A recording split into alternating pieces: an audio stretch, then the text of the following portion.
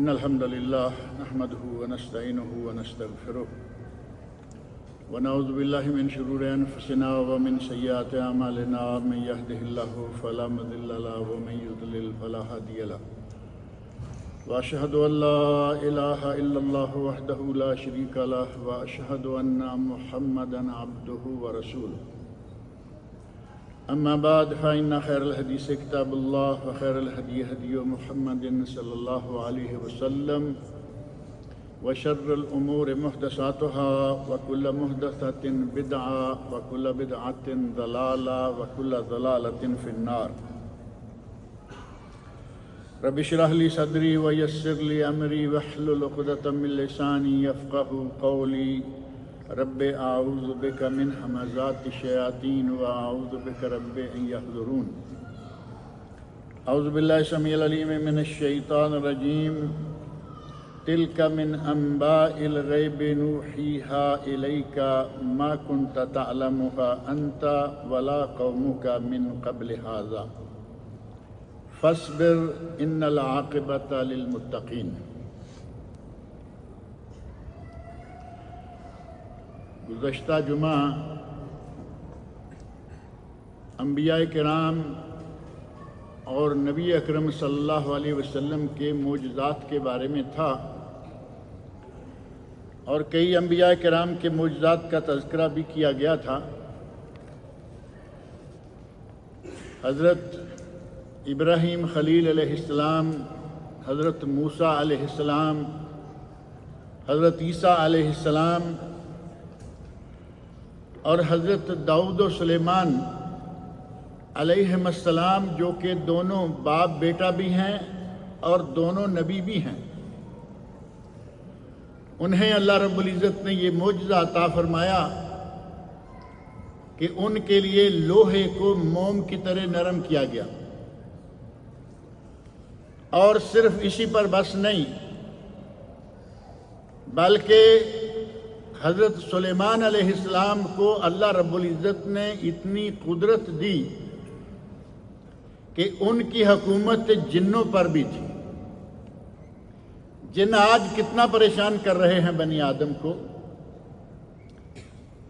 جو جادوگر ہیں وہ بدبخت کسی نہ کسی پہ جن چھوڑے رکھتے ہیں اپنے پیسے سیدھے کرنے کے چکر میں، اور حضرت سلیمان علیہ السلام کے سامنے جن اس طرح کام کرتے تھے جیسے کسی بڑے آدمی کے سامنے اس کے گھر کے نوکر چاکر کام کرتے ہیں۔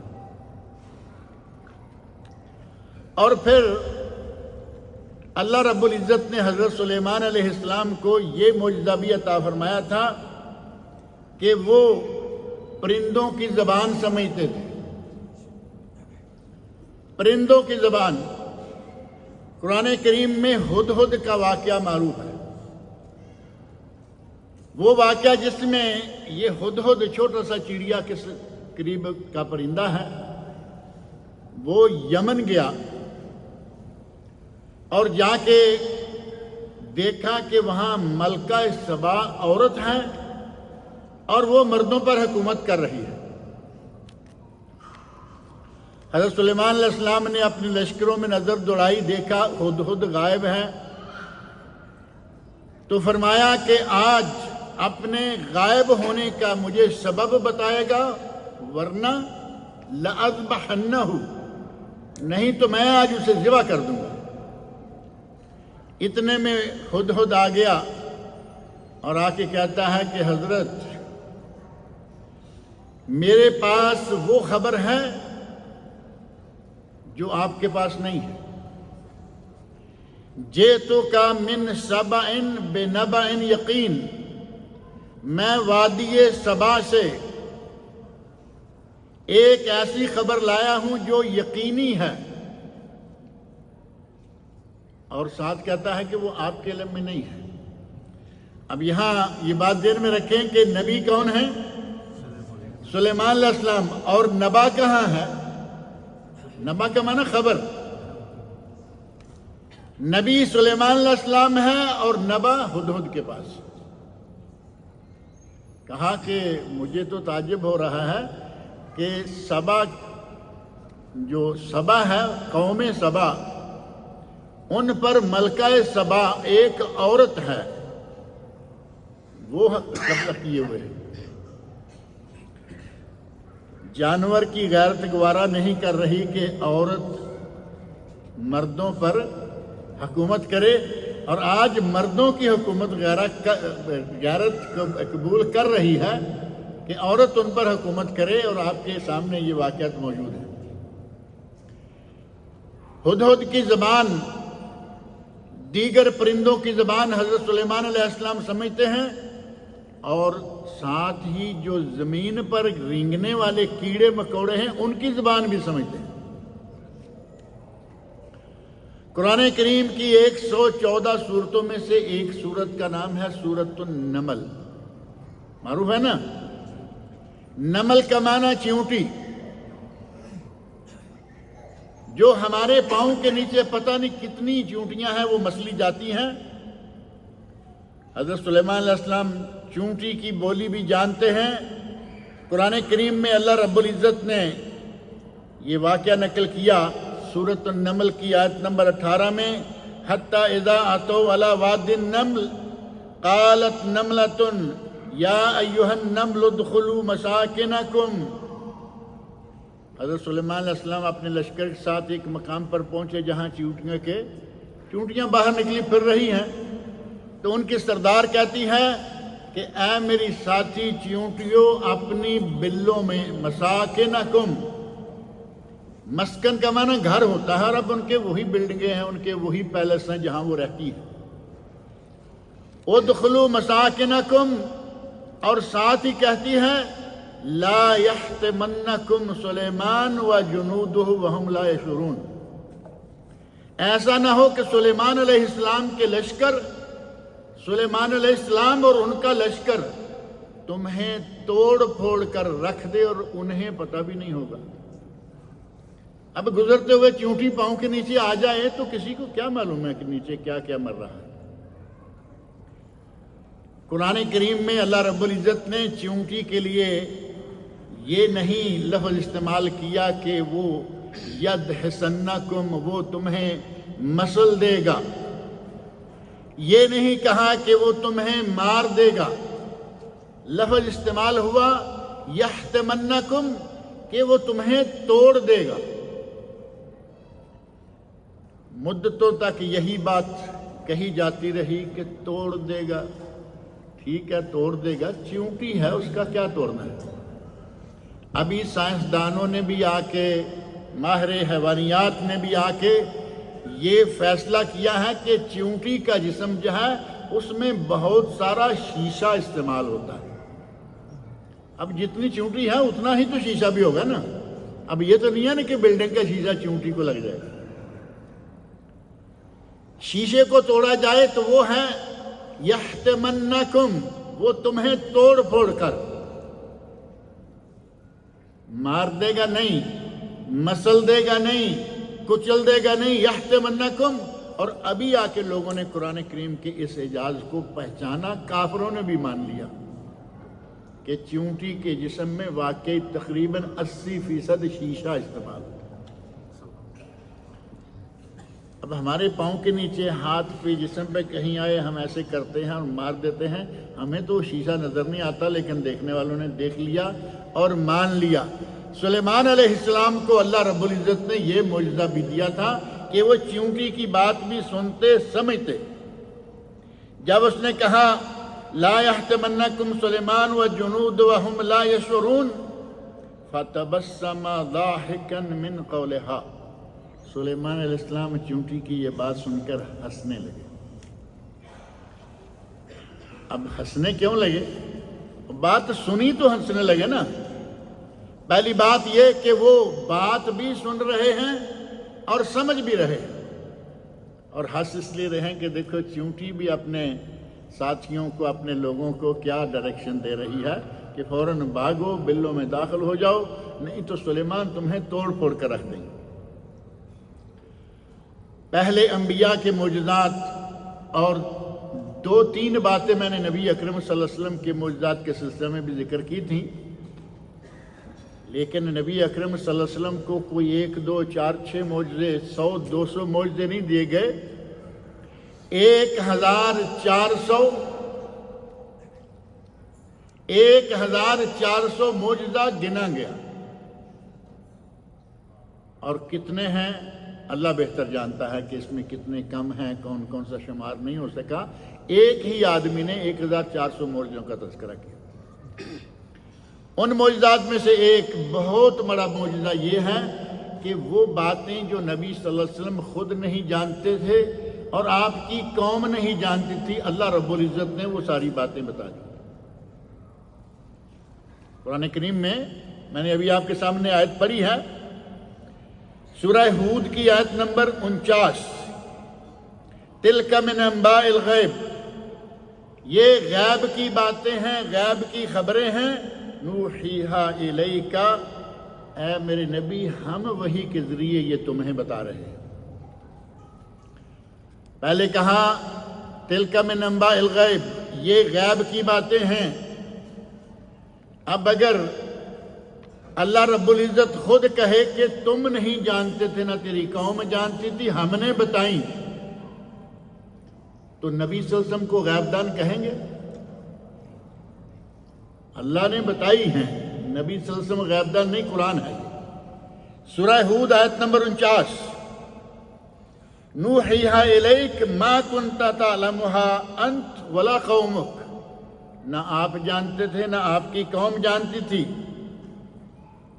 فاصبر ان العاقبۃ للمتقین، اے میرے نبی یہ لوگ آپ کو اذیتیں پہنچا رہے ہیں، آپ کے ساتھیوں کو اذیتیں پہنچا رہے ہیں، صبر سے کام لیجئے، آخرت اچھی آخرت بالآخر متقین کے لیے۔ نبی صلی اللہ علیہ وسلم کو جو معجزات عطا کیے گئے، ان معجزات میں سے ایک بات یہ ہے کہ نبی اکرم صلی اللہ علیہ وسلم ابھی بچے ہی تھے، چھوٹی عمر کے تھے۔ حضرت حلیمہ سعدیہ رضی اللہ عنہا کے پاس ہیں، اپنے والدین کے پاس بھی نہیں، والدہ کے پاس بھی نہیں، دادا کے پاس نہیں، چچا کے پاس نہیں، بلکہ قبیلہ بنی سعد میں آپ پرورش پا رہے ہیں۔ شق صدر کا واقعہ بڑا معروف ہے، میں تفصیل میں جانے کی ضرورت نہیں ہے۔ اللہ رب العزت کے حکم سے فرشتہ آیا، آپ کے سینے کو چیرا، اس میں سے چھوٹی سی کوئی کالی سی پھٹکی نکال کے باہر پھینکی، زمزم سے دھویا، سونے کے تشت میں زمزم میں دھویا، اور سینہ جو چاک کر کے، آج کل اوپن ہارٹ سرجری کہتے ہیں نا، اگر اوپن ہارٹ سرجری کہیں کہ آج انگریزوں نے نکالی ہے، انگریز تو ابھی اس وقت شاید پلے دنیا میں بھی نہیں آئے، انہیں تو ہوش بھی نہیں آیا ہوگا۔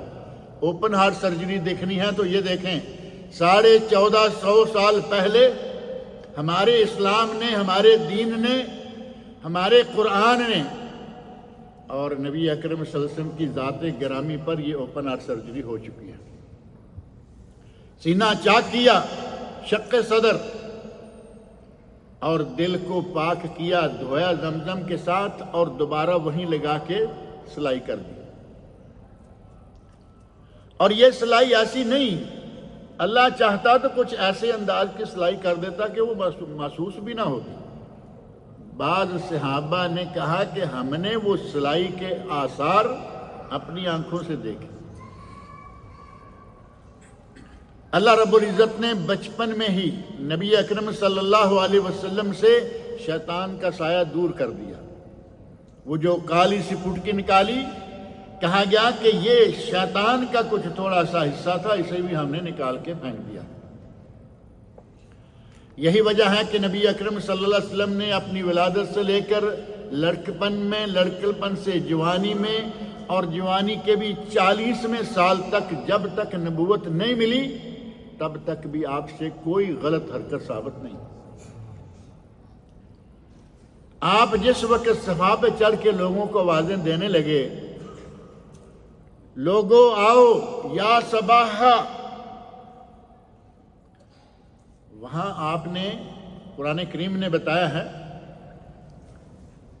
لقد لبثت فیکم عمرا من قبل، اے لوگو میں نے تمہارے مابین عمر کا ایک حصہ یعنی 40 سال گزارے ہیں۔ مجھے کیسا پایا ہے؟ سارے لوگوں نے کیا کہا؟ آپ نے بڑی بہترین مثال دیکھا، اگر پیچھے کہوں کہ چھوٹی سی پہاڑی کے پیچھے لشکر آ رہا ہے، مانو گے؟ انہوں نے کہا کہ ہم نے کبھی آپ کو جھوٹ بولتے نہیں دیکھا، ہماری آنکھیں دیکھ رہی ہیں کہ پیچھے کچھ نہیں، تم کہو گے تو ہم مان جائیں گے کہ واقعی لشکر ہے۔ اتنا ایمان۔ اور ان لوگوں نے جب نبوت کا اعلان سن لیا تو اس کے بعد بھی کبھی کسی نے یہ نہیں کہا کہ تم جھوٹ بولا کرتے تھے، تم یہ کیا کرتے تھے، تم نے فلاں گناہ کیا۔ نبی اکرم صلی اللہ علیہ وسلم کو اللہ رب العزت نے نبوت سے پہلے بھی پاک رکھا، گناہوں سے معصوم۔ اور نبوت ملنے کے بعد تو ظاہر ہے کہ سارے معاملات ہی پھر بدل گئے۔ اللہ رب العزت نے نبی اکرم صلی اللہ علیہ وسلم کو شیطان سے محفوظ کر دیا، گناہوں سے محفوظ کر دیا۔ آپ نے ساری عمر میں کبھی کسی پتھر کو ہاتھ نہیں لگایا، اس کو صنم کو، پتھر کے صنم، بتوں میں سے کسی بت کو وہ لوگ جا کے پوجتے، اس سے کیا کیا مانگتے، کیا کیا کرتے، آپ نے کبھی ہاتھ تک نہیں لگایا۔ اور آپ کے علم میں ہوگا کہ جب مکہ فتح کیا تو بیت اللہ شریف بھرا ہوا تھا، 360 بت بیت اللہ شریف۔ نبی اکرم صلی اللہ علیہ وسلم اس وقت کون سی آیت پڑھ رہے تھے؟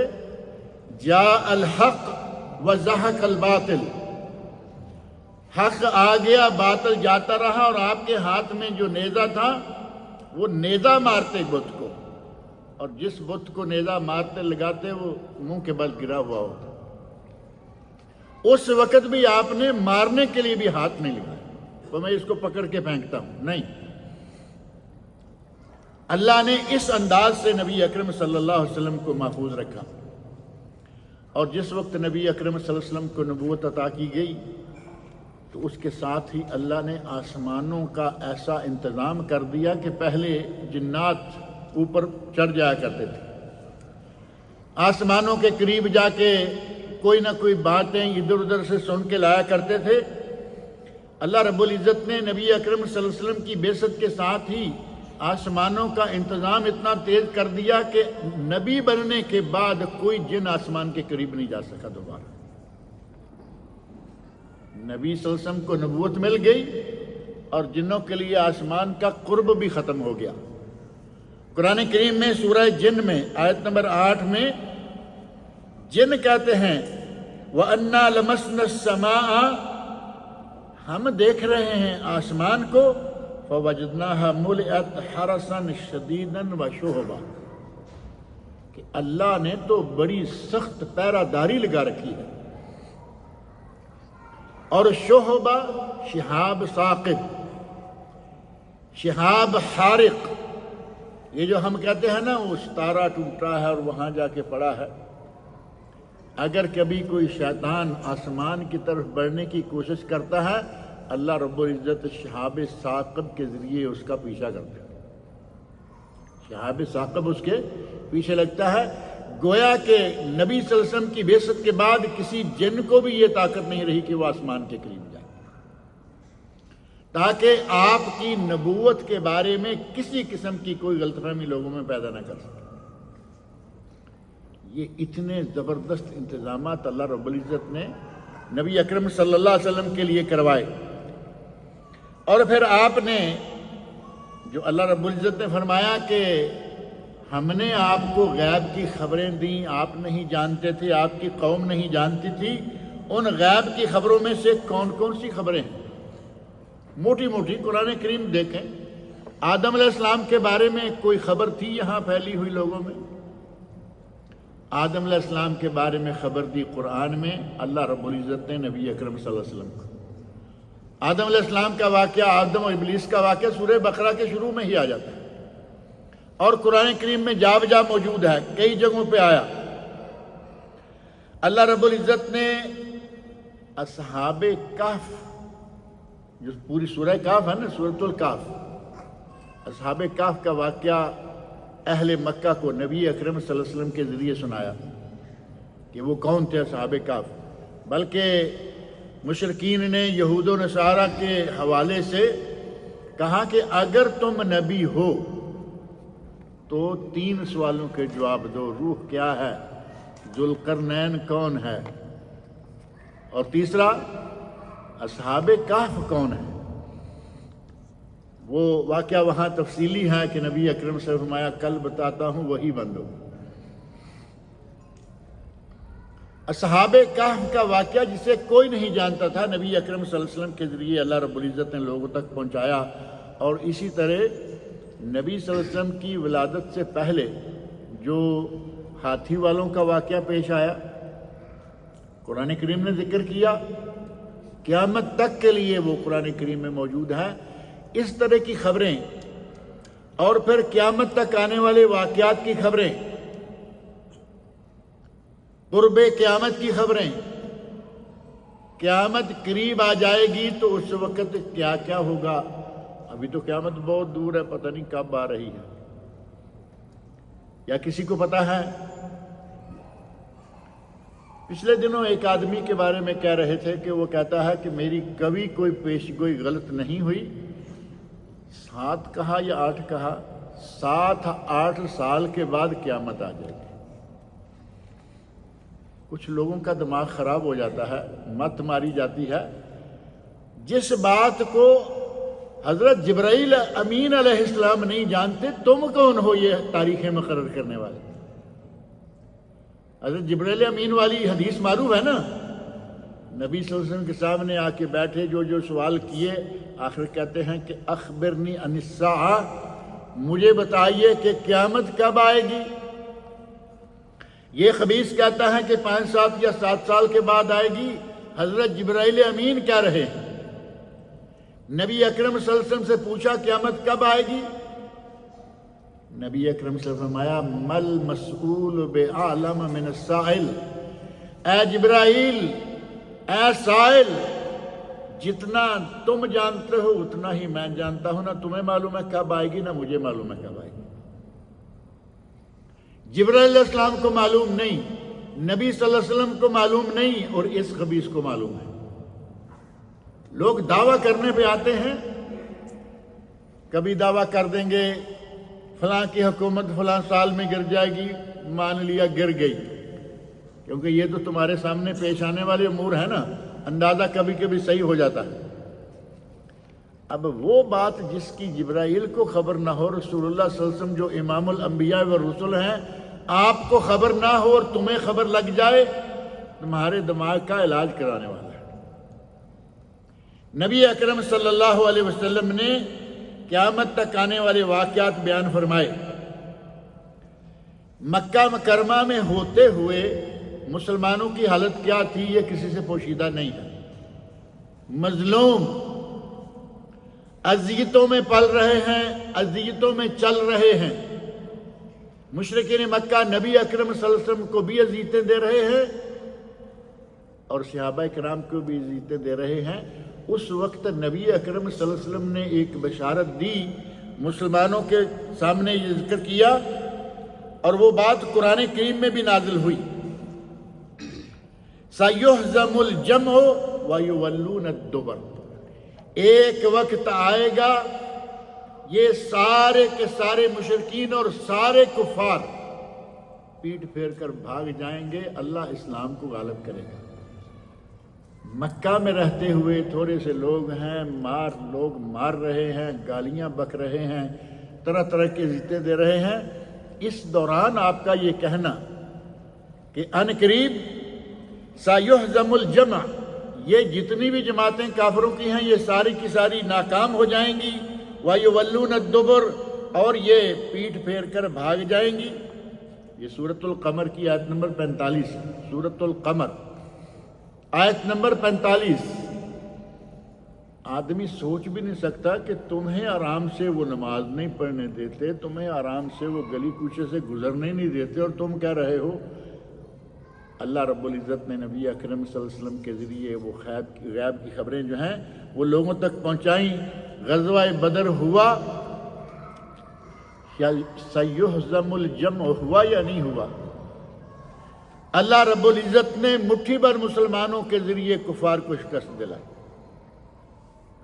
غزوہ بدر میں، غزوہ احد میں، غزوہ حنین میں، غزوہ تبوک میں اللہ رب العزت نے فتوحات کی لائن لگا دی، اور جگہ جگہ سے کفار کیا، مشرکین مکہ کیا، اور رومی کیا، فارسی کیا، وہ سارے کے سارے میدان چھوڑ کر بھاگتے چلے جا رہے ہیں۔ نبی صلی اللہ علیہ وسلم نے مکہ کی مظلوم زندگی کے دوران یہ بشارت دی۔ اور پھر صرف اتنا ہی نہیں کہ بشارت دے دی کہ یہ عنقریب ناکام ہو جائیں گے۔ حضرت انس رضی اللہ عنہ فرماتے ہیں کہ نبی اکرم صلی اللہ علیہ وسلم نے باقاعدہ بعض جگہوں پہ نشان رکھے، ہاتھ رکھا، یہاں ابو جہل قتل ہوگا، یہاں عتبہ قتل ہوگا، وہاں شیبہ، یہاں فلاں، یہاں فلاں۔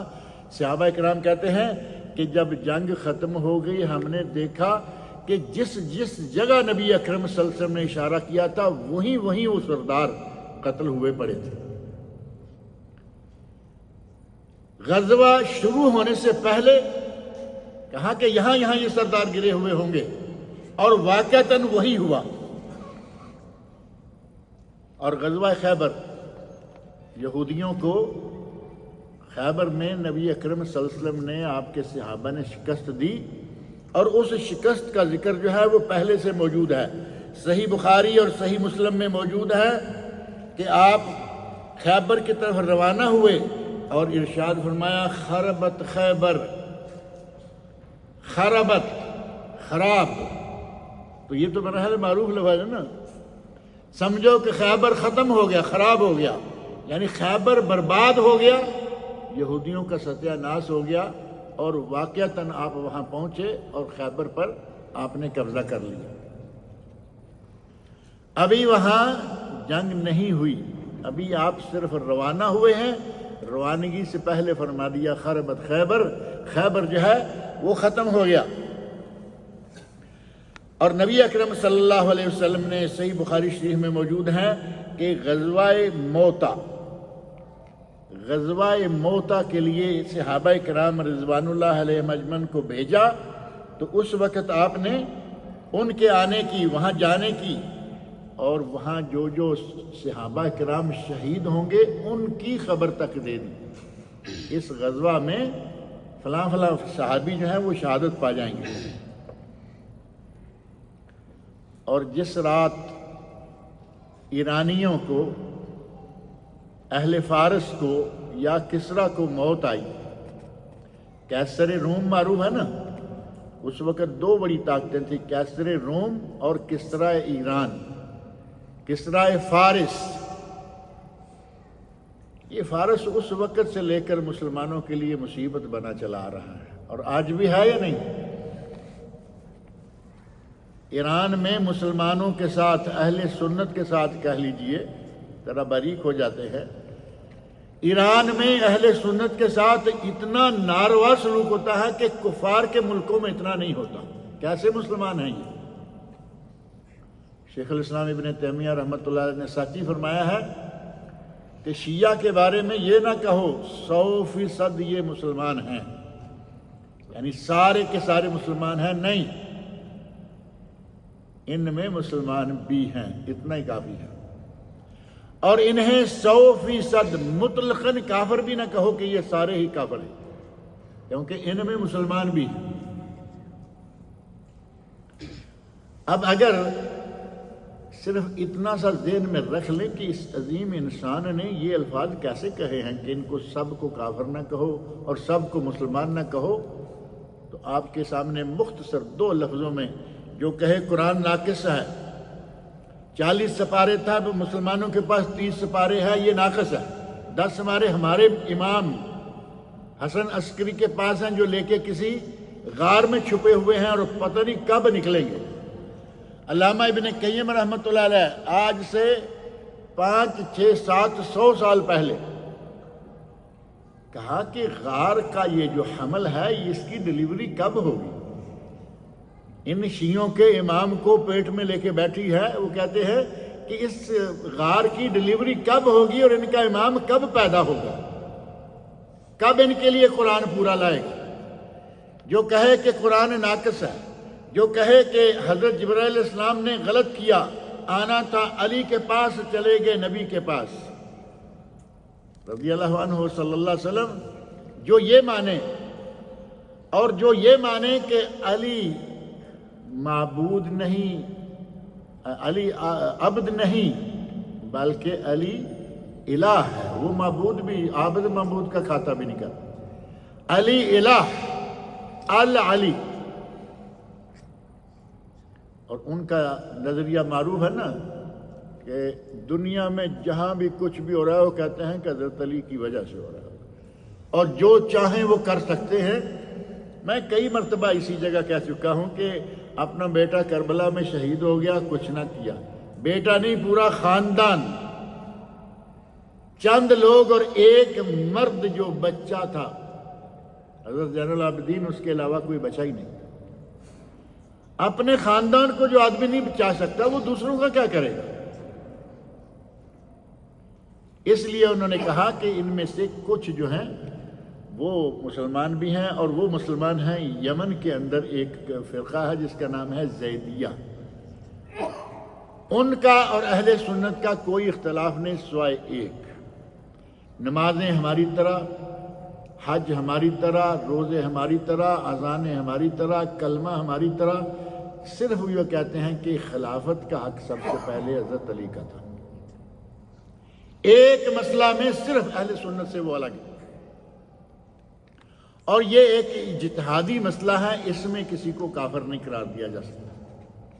پہلے دوسرے میں ٹھیک ہے ان کا نظریہ ہے، وہ کہتے ہیں کہ نبی صلی اللہ علیہ وسلم کے چونکہ امزاد تھے، چچا زاد بھائی تھے، داماد تھے، آل سادات تھے، ان کو خلافت پہلے ملنی چاہیے تھی، باقی لوگوں کو بعد میں۔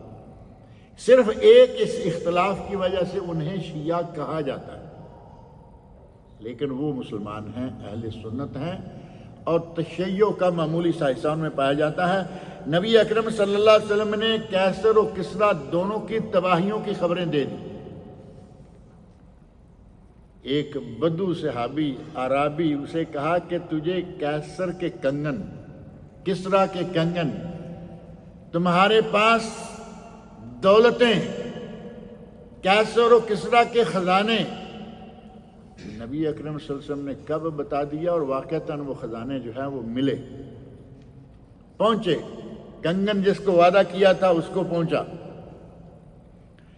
نبی اکرم صلی اللہ علیہ وسلم کو اللہ رب العزت نے بے شمار معجزات سے نوازا تھا، انہی میں سے ایک یہ بھی ہے کہ جب غزوہ تبوک کے لیے آپ روانہ ہوئے تو راستے میں ایک جگہ فرمایا کہ آج بہت ہی سخت، صحیح بخاری مسلم کی حدیث ہے، سَتَحُبُّ عَلَيْكُمُ اللَّيْلَ رِيحٌ شَدِيدٌ، آج رات تم پر بہت زبردست آندھی آئے گی، ہوا آئے گی۔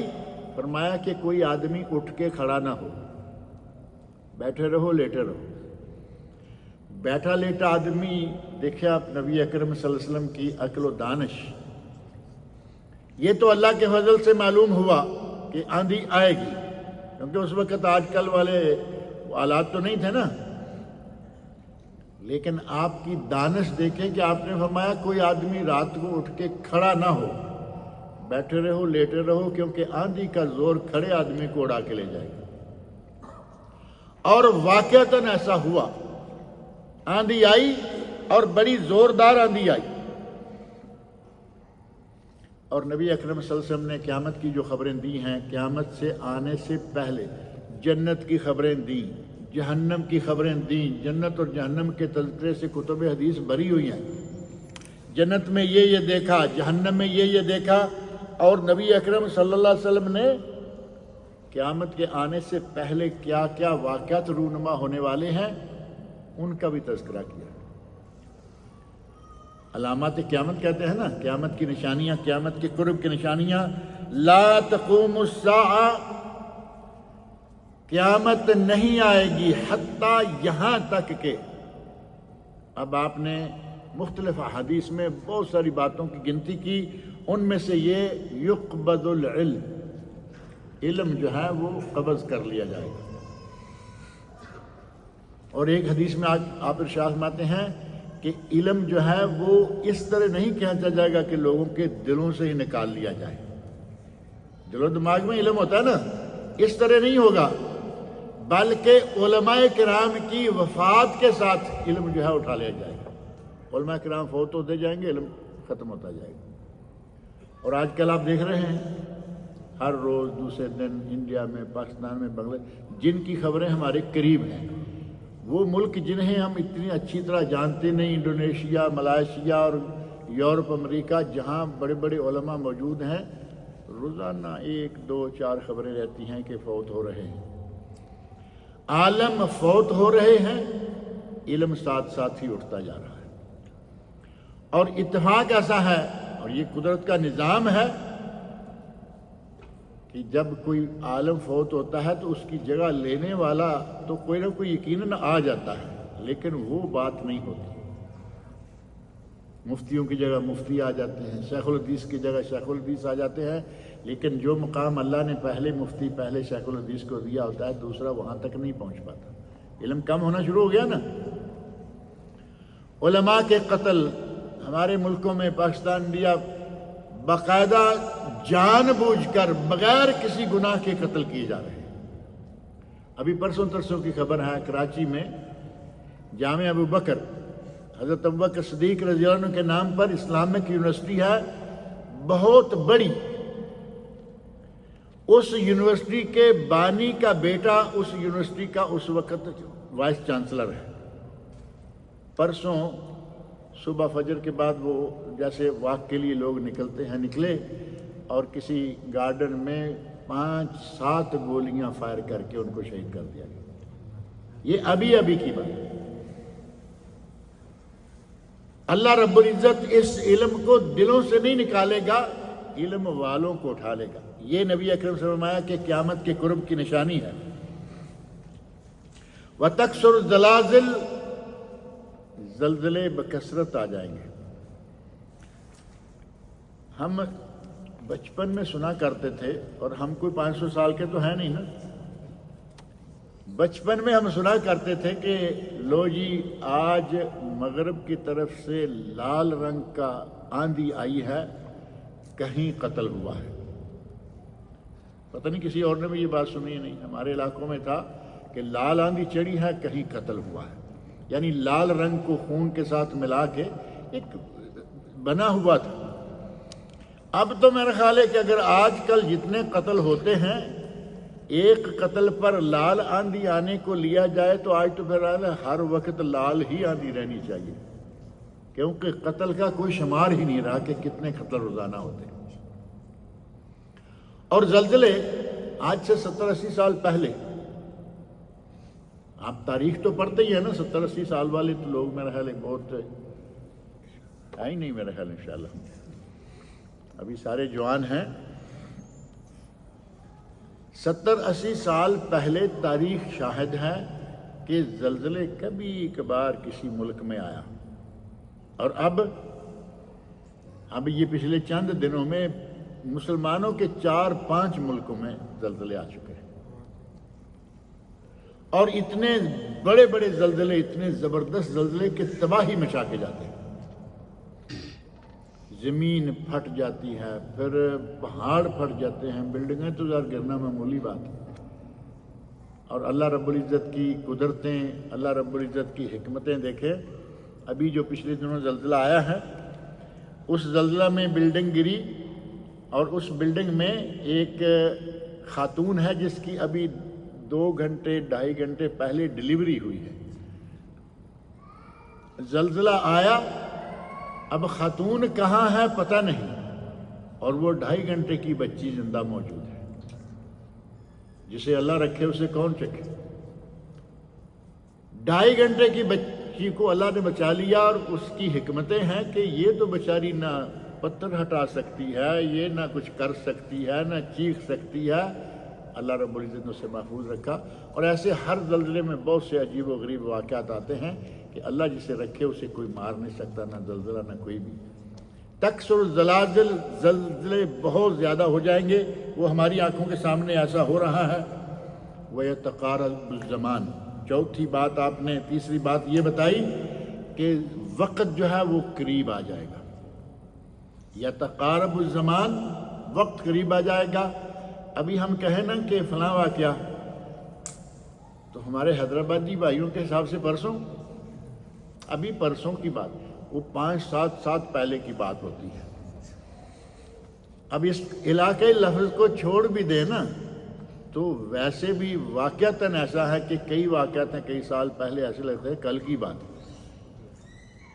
وقت قریب آ جائے گا، اور اس کی شرح دوسری حدیث میں موجود ہے، سال مہینوں کی طرح گزریں گے، مہینے ہفتوں کی طرح گزریں گے، ہفتے دنوں کی طرح اور دن گھنٹوں کی طرح۔ ایسا ہو نہیں رہا؟ اگر کوئی آدمی بیمار ہے تو اس بیچارے کا تو مہینہ نہیں گزرتا، اس کو تو کافی لگتا ہے کہ ابھی فلاں تاریخ، اور جو تندرست و توانا ہے ایسے لگتا ہے کہ کل سیلری آئی تھی، آج پھر ماشاءاللہ آ گئی ہے۔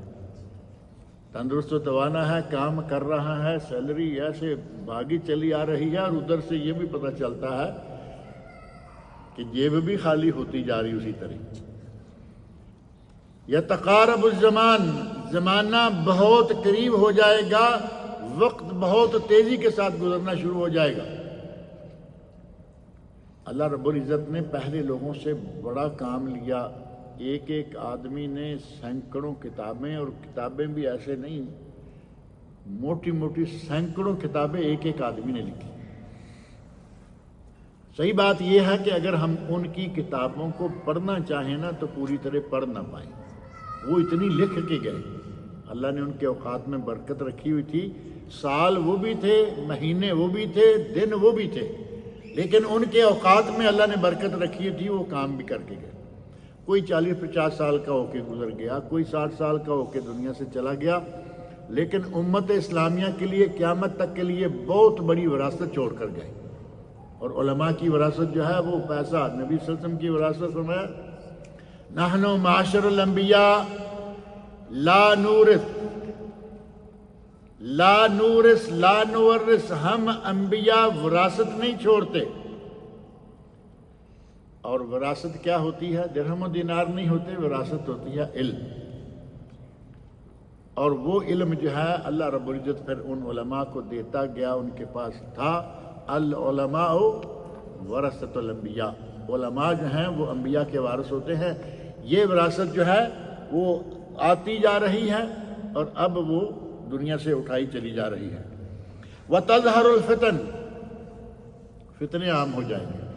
اب دیکھو عورتوں کا فتنہ جسے شروع سے کہا گیا کہ بہت بڑا فتنہ ہے، دجال کا فتنہ تو قریب ہے سب سے بڑا فتنہ، اور جو عام طور پر بنی اسرائیل میں سب سے بڑا فتنہ شمار کیا گیا وہ تھی عورت۔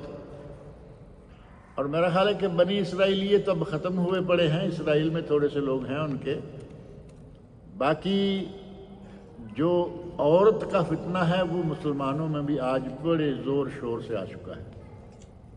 اور یعنی مسلمانوں میں بے حجابی، بے پردگی مسلمانوں میں، ان عورتوں کے بارے میں آپ اندازہ کر لیں، ہمارے پاک و ہند میں ادھر ادھر، یہاں آج بھی الحمدللہ خیر ہے، کئی چیزوں میں اجازت دے دی، تھوڑی کھلی چھوٹ دے دی کہ جس کا جی چاہے پردہ کرے نہ کرے، لیکن آج بھی آپ بازاروں میں دیکھیں گے اتنی عریانی نہیں ہے۔ اور دوسرے ملکوں میں چلے جائیے، خلیجی ملکوں میں چلے جائیے، ہمارے پاکستان، انڈیا، بنگلہ دیش چلے جائیے، بڑی عجیب و غریب حالت ہوگی۔ ابھی حال ہی میں سرکاری طور پر یہ اعلان ہوا ہے کہ کوئی عورت اسکول کالج میں، کوئی لڑکی اسکول کالج میں حجاب کر کے نہیں آ سکتی۔ یہ مسلمان ملکوں کا حال ہے۔ مسلمان ملکوں میں یہاں تک فتنہ پیدا ہوتا جا رہا ہے کہ پہلے 1-2 ہالینڈ اور یہ وہ کافر ملکوں نے کہا کہ ہم کسی کو اجازت نہیں دیں گے کہ وہ حجاب کر کے، پردہ کر کے کالج میں آئے، اسکول میں آئے۔ مسلمان ملک، مشہور و معروف ملک اور عرب ملک، کہا کہ ہم کسی کو اجازت نہیں دیتے کہ وہ حجاب کر کے ہمارے اسکول کالج میں آئے۔ عورت کا فتنہ، دولت کا فتنہ، دولت کا فتنہ ہے یا نہیں؟ دولت نے اتنا انسان کو فطرے میں مبتلا کر رکھا ہے کہ وہ دولت کی خاطر اپنا ایمان بھی بیچ دیتا ہے. کماتا ہے کسی کے لیے لیکن ایمان اپنا بیچ دیتا ہے. کمانے والے تو یہی کہتے ہیں نا جی ہم تو تمہارے لیے کر رہے ہیں، بال بچے کو کہا، بیوی کو کہا کہ ہم تو تمہارے لیے کر رہے ہیں. میں پچھلے دنوں ایک دن یہ بات یہاں کر رہا تھا کہ یہ بات بہت جھوٹی ہے. وہ مجبوری ہے وہ چھوڑ کے جانا. مر جائیں گے تو قبر میں تو لے کے نہیں جائیں گے، رہے گا تو پیچھے بیوی بچوں کے لیے. لیکن ان کا یہ کہنا کہ میں تمہارے لیے کماتا ہوں یہ غلط بات ہے. ان کے اندر ایک خواہش، ایک تڑپ ہوتی ہے، ایک تمنا ہوتی ہے کہ میں مالدار ہو جاؤں، میں یہ ہو جاؤں. وہ اپنے لیے کماتا ہے. مر جائے گا تو بیلنس تو رہے گا بینک میں، چیک بک رہ جائے گی پیچھے وارثوں کے پاس. تمہیں کیا ملے گا ساتھ؟ تم اپنا ایمان برباد کر کے دنیا سے چلے گئے. ایک نہیں بہت سارے فتنے. وَتَكْثُرُ الْحَرَجُ، اور ایک حدیث میں ہے القتل، قتل عام ہو جائے گا. میں پہلے ذکر کر رہا تھا جگہ جگہ قتل، بار بار قتل. وہ اب لال آندھی آنے والی بات ختم ہو گئی. کتنی مرتبہ لال آندھی آئے گی ایک دن میں؟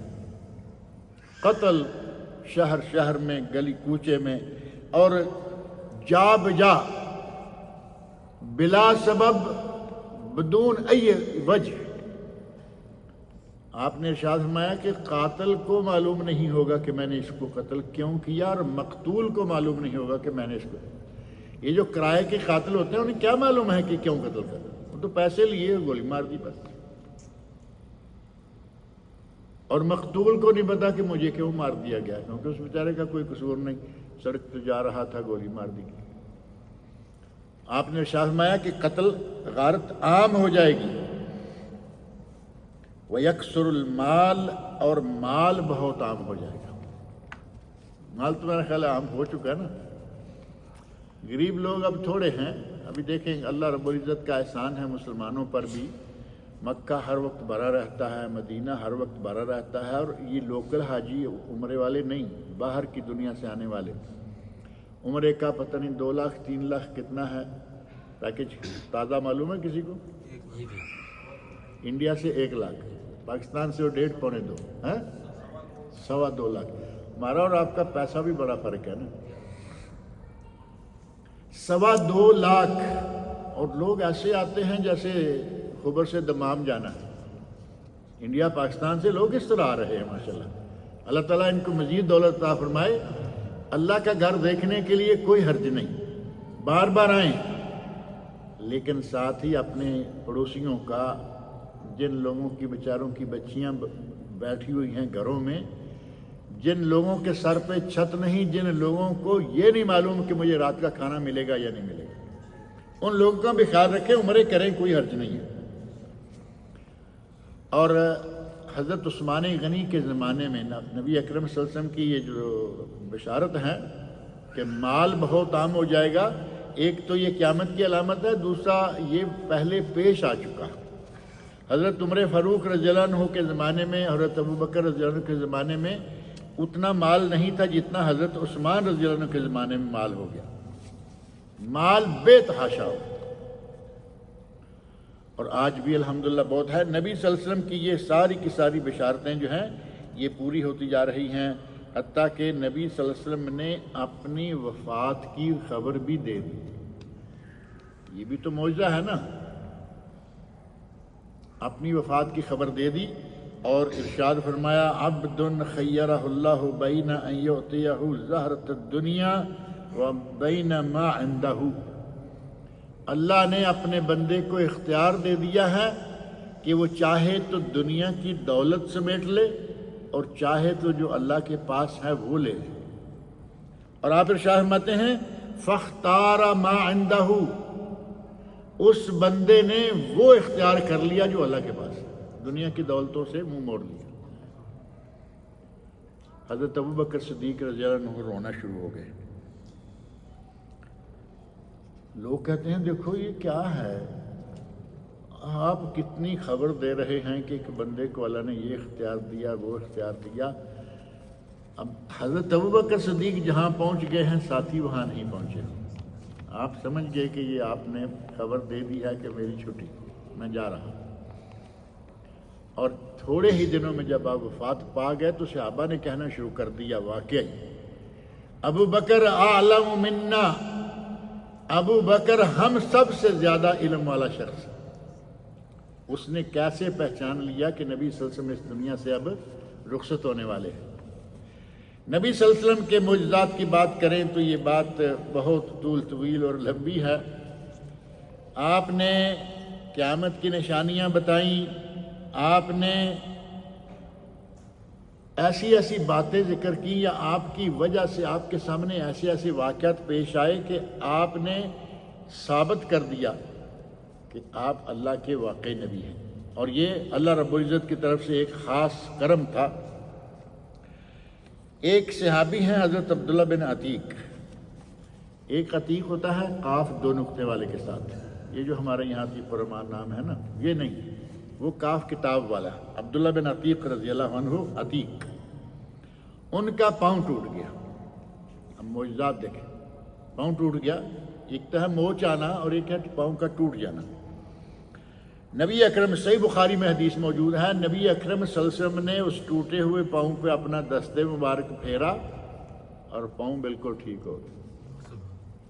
نہ کیا کہتے ہیں پلاسٹر، نہ ڈامر، نہ دوائیاں، نہ آپریشن، صرف دست مبارک پھیرا اور ان کا پاؤں صحیح ہو گیا. حضرت علی رضی اللہ عنہ غزوہ خیبر کے موقع پر معروف ہے نا، یہ واقعہ بڑا معروف ہے کہ ان کی آنکھیں خراب ہو گئی، آنکھیں آ گئی جسے کہتے ہیں. تو آپ نے انہیں بلایا، بخاری اور مسلم میں یہ موجود ہے. آپ نے انہیں بلایا اور اپنا لعاب مبارک ان کی آنکھ میں ڈالا، اور آنکھ ایسے ہو گئی جیسے اس کو کچھ ہوا ہی نہیں. شیعہ حضرات بڑا زور شور دے کے یہ واقعہ بیان کرتے ہیں. وہ واقعہ سچا ہے، اس میں کوئی شک نہیں، بخاری اور مسلم کا واقعہ ہے، ہمارا ایمان ہے یہ سچا واقعہ. نبی اکرم صلی اللہ علیہ وسلم کو اللہ رب العزت نے اس قسم کے بے شمار معجزات دے رکھے تھے. انسانوں میں، جانوروں میں اتنے لمبے چوڑے واقعات موجود ہیں. انسانوں میں معجزے کی ایک شکل حجۃ الوداع کے موقع پر پیش آئی. حجۃ الوداع کے موقع پر کتنے صحابہ تھے؟ 1,00,000 سے زیادہ، 1.25 کے قریب صحابہ کرام حجۃ الوداع کے موقع پر آپ کے ساتھ.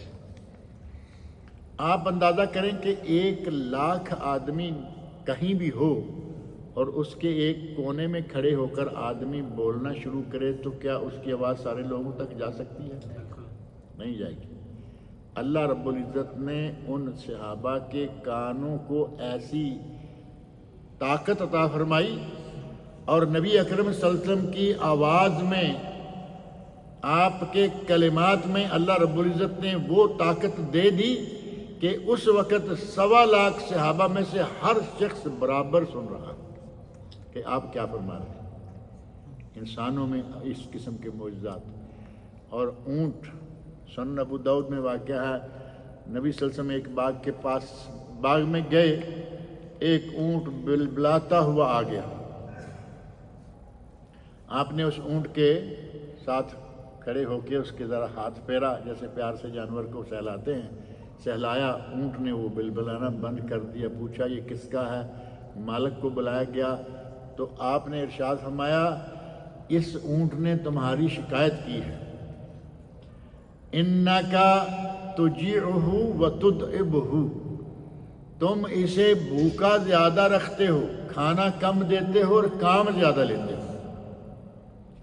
اور ساتھ ہی فرمایا کہ جانوروں کے معاملے میں اتقوا اللہ فی البہائم، جانوروں کے معاملے میں اللہ سے ڈرا کرو، اتنا کام لو جتنا ضروری ہے، جتنا ان کے بھی بس میں ہے، اور ان کے کھانے چارے پانی کا خوب اچھی طرح سے خیال رکھو. خیبر کے موقع پر 1500 کے قریب آدمی ہیں اور کھانا نہیں ہے. جیسے یوں کہیں کہ تھوڑا سا کھانا ہے اور 1500 آدمی ہیں. نبی اکرم صلی اللہ علیہ وسلم نے فرمایا آؤ، اس ایک برتن میں جو کھانا ہے اسی کھانے کو 10 آدمی آتے جاؤ اور کھاتے جاؤ. ایک برتن پہ تو 10 آدمی بیٹھیں گے نا. 10 آدمی آتے گئے اسی برتن سے کھانا کھاتے کہ 1500 آدمی نے کھانا کھایا اور برتن میں کھانا موجود ہے. یہ واقعات نبی اکرم صلی اللہ علیہ وسلم کے معجزات ہیں. اللہ رب العزت نے اپنے نبی کے لیے کیسے کیسے انتظامات فرمائے. کھانے میں لعاب ڈالا. آج کسی پیر سے کہو نا کہ اس میں لعاب ڈالو اور دیکھے ہماری ایک دیگ پورے 500 آدمی میں کام کرے, پتہ چلے کہ پیر کیا کرتا ہے. نبی اکرم صلی اللہ علیہ وسلم جو مسلمانوں کے تمام پیروں کے پیر تھے, آپ نے لعاب کی برکت سے, اور 1400-1500 آدمی ہیں اور تھوڑا سا کھانا ہے, سارے کا سارا پورا آ گیا. 30,000 آدمی تھے غزوہ تبوک کے موقع پر, اور پانی تھوڑا سا, ایک چھوٹا سا تالاب ہے, اس میں تھوڑا سا پانی ہے, آپ اس میں سے کیا پئیں, کیا وضو کریں. نبی اکرم صلی اللہ علیہ وسلم تشریف لے گئے, وہاں آپ نے پانی کی کلی کر کے اس میں ڈال دی. کتنے؟ 30,000 آدمی اس چھوٹے سے تالاب میں سے پانی بھرتے بھی گئے, پیتے بھی گئے, ساتھ بھی لیتے گئے. اللہ رب العزت نے اتنا کرم فرمایا, نبی اکرم صلی اللہ علیہ وسلم کو اتنا مقام عطا فرمایا کہ آپ نے اس انداز سے نہ صرف یہ کہ آپ خود معصوم تھے تمام گناہوں سے, اس قسم کے امور سے اللہ رب العزت نے آپ کی نبوت کو پکا بنا دیا. پتھر آپ کو سلام کر رہے ہیں, درخت آپ کی مان رہے ہیں. ایک واقعہ آتا ہے حدیث میں کہ آپ باہر گئے قضائے حاجت کے لیے, کوئی ایسی پردے والی جگہ نہیں مل رہی, 2 درختوں کو فرمایا کہ قریب آ جاؤ. 2 درخت قریب ہو گئے, ایک سے تو ظاہر ہے کہ تھوڑی جگہ بنتی تھی, 2 ہو گئے, جگہ بن گئی, پردہ بن گیا. درخت بھی نبی اکرم صلی اللہ علیہ وسلم کی بات مان رہے ہیں. آپ فرماتے ہیں کہ میں آج بھی اس پتھر کو پہچانتا ہوں, مکہ مکرمہ میں میں گزرا کرتا تھا اور مجھے سلام کیا کرتا تھا. کیا بات ہے, نبی اکرم صلی اللہ علیہ وسلم کو اللہ رب العزت نے کتنا مقام عطا کیا ہوا تھا. اور اس حد تک کہ نبی صلی اللہ علیہ وسلم, ابو بکر صدیق, عمر فاروق, عثمان غنی رضی اللہ عنہم و صلی اللہ علیہ وسلم, یہ 4 آدمی احد پہاڑ پر بیٹھے. احد پہاڑ ہلنے لگا. ڈر کے ہل رہا ہے یا خوشی سے جھوم رہا ہے, وہ ہلنے لگا. نبی اکرم صلی اللہ علیہ وسلم نے پاؤں مارا, پہاڑ ہے, پتھر ہے, اوپر زور سے پاؤں مارا اور فرمایا اثبت احد, اے احد ٹھہر جاؤ, انما علیک نبی و صدیق و شہیدان, تجھ پر اس وقت ایک نبی ہے, ایک صدیق ہے اور 2 شہید ہیں. عمر فاروق, عثمان غنی کی شہادت کی خبر نبی اکرم صلی اللہ علیہ وسلم دے گئے. اللہ رب العزت نے آپ کو بے شمار معجزات سے نوازا ہوا تھا. جمعہ کے لیے آپ جو خطبے کے لیے ایک وہ لکڑی کا تنا استعمال کیا کرتے تھے, وہ تو سنا نا آپ نے, بڑا مشہور. جب ممبر بن کے آیا تو جس تنے کے پاس آپ کھڑے ہو کے خطبہ ارشاد فرمایا کرتے تھے, ظاہر ہے کہ ممبر دوسری جگہ رکھا گیا. آپ ممبر پر تشریف لے گئے اور اس تنے نے چیخیں مار مار کے رونا شروع کر دیا. لکڑی کا تنا. نبی اکرم صلی اللہ علیہ وسلم پاس آئے, اسے آ کے سہلایا جیسے آدمی بچے کو پیار کرتا ہے, بھائی وہ رو رہا ہے. لکڑی میں اللہ رب العزت نے یہ تاثیر پیدا کر دی کہ وہ نبی صلی اللہ علیہ وسلم کے فراق میں رونے لگا. اب صحابہ کا کیا عالم ہوگا جو آپ کو دل و جان سے زیادہ چاہتے تھے. وفات کے وقت مولوی آج تک نہیں مان رہا کہ نبی صلی اللہ علیہ وسلم فوت ہو گئے. انہوں نے وفات کے وقت اتنا اثر قبول کیا کہ حضرت عمر فاروق جیسا انسان اوساں خطا ہو کے کہنے لگے کہ نبی فوت نہیں ہوئے. اور سب سے پہلا تمام صحابہ کرام کا جو اجماع ہوا, سب سے پہلا اختلاف امت کا کہ آپ فوت ہوئے یا نہیں ہوئے, اور سب سے پہلا اجماع امت کا کہ آپ فوت ہو گئے۔ مولوی کو آج تک سمجھ نہیں آ رہا۔ آپ کے فراق میں تو لکڑی کا یہ حال ہے کہ تنا رونے لگا، آپ پاس گئے، اسے سہلایا اور اس نے آہستہ آہستہ رونا ختم کر دیا۔ نبی اکرم صلی اللہ علیہ وسلم کو اللہ تعالیٰ نے بے شمار معجزات سے نوازا ہوا تھا۔ کس کس بات کا ذکر کیا جائے؟ میں نے عرض کیا ہے کہ 1400 معجزات ریکارڈڈ۔ اللہ تعالیٰ ہمارے نبی صلی اللہ علیہ وسلم پر لاکھوں کروڑوں رحمتیں نازل فرمائے۔ درود السلام ہو آپ پر۔ اللہ رب العزت مجھے اور آپ سب لوگوں کو نیک عمل کی توفیق عطا فرمائے۔